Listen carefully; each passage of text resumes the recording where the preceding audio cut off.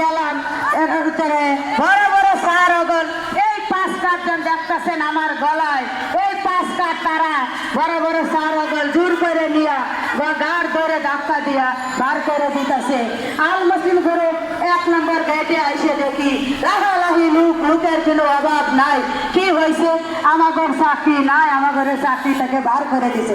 বাইরের গেটে লেখা আছে আমরা চাকরি রিজার্ভ দিছি, আমরা কিন্তু চাকরি রিজার্ভ দেই না। আমরা হঠাৎ করে দেখি চাকরি নাই। জনগণ তারেক রহমানের কাছে আমরা বিচার চাই যে আমরা আমাদের বেতন 4 মাসের বেতন দিয়া বার করে দেওয়া হবে, কিন্তু আমাদের হাফ বেতন ওভারটাইম 1 বছর ধরে কিলো ওভারটাইম নাই। ঠিক নাকি ঠিক না? তারা ভিতরে আছে আল মুসলিম গ্রুপের, তারা জিজ্ঞাসা করে দেখেন 1 বছর ধরে কিলো ওভারটাইম নাই। 2 মাস কিন্তু 10টা 11টা 12টা আমরা ওভারটাইম আমাদের ফিনিশিং এ পর্যন্ত রাখা হয়েছে জোর করে। নামছি সুবার বাজান সারা প্লেটে আমাদের 10টা 11টায় ছুটি।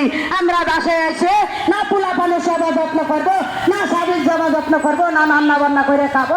আবার 8টার সময় ঢুকে গেছি, আবার 11টার সময় বাইরেছি। 2 মাসের বাচ্চা আমাদের নাই, হাজিরা নাই। আমাদের হাফ বেতন 10,000 টাকা দেওয়া হয়েছে, বাদ বাকি টাকা দেওয়া হয় নাই।